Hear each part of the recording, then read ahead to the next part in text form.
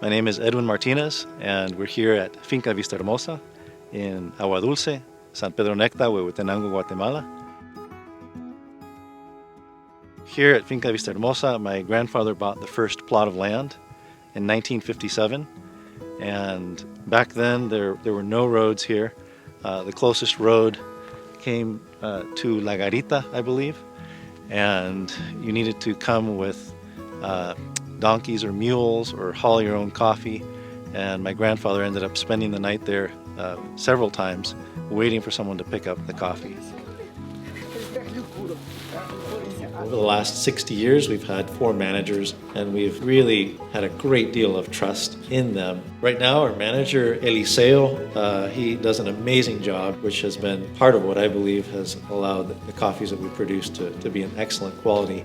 And growing coffee is not only a lot of work labor-wise, but you're making decisions every day that have a very long-term impact. So really, trust in the team is key.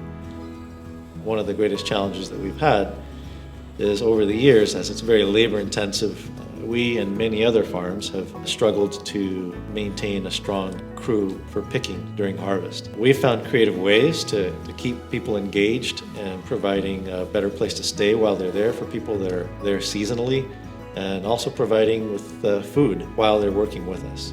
And this is something that isn't common at most farms.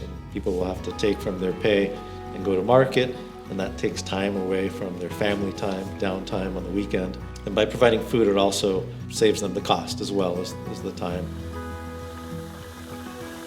Being in Huehuetenango, we have a very nutrient-rich soil, and the highlands of Huehuetenango are in what are called the Cuchumatanes mountain range. And we have a lot of warm air that comes from the northwest of Pacific and from Mexico into northwest Guatemala, and that allows for this higher elevation. Even though it's high and could potentially get cold, it's kept with the warm air from getting too cold, but we benefit from the slow development because of the elevation. My dad had a dream of planting a variety garden, because as we began to host roasters, we learned that there were questions that were being asked from people who had been all over the world, who wondered, what would an SL28 taste like grown at Finca Vista Hermosa? What would a geisha taste like? So we began planting, and now we have a small variety garden that includes 16 different varieties, a lot of common ones that we have like Borbón, Caturra, Catuai, some experimental ones that are produced and offered to us by Ana Café, the Guatemalan Coffee Producers Association, and then some that we've brought from other nearby farms and some from further away. And so what this does is it allows us to learn how each of these varieties perform in our soil, in our microclimate, and make the best decision on what we should plant more of as we're planting a new lot or as we replant some older trees that need to be pulled out. One of the things that I think I enjoy most growing up being at Finca Vista Hermosa is being humbled, recognizing that it's so much work that it's not the work of one person. It's the work of an entire community. It's the work of farmers working together, collaborating, solving challenges that are outside of our control.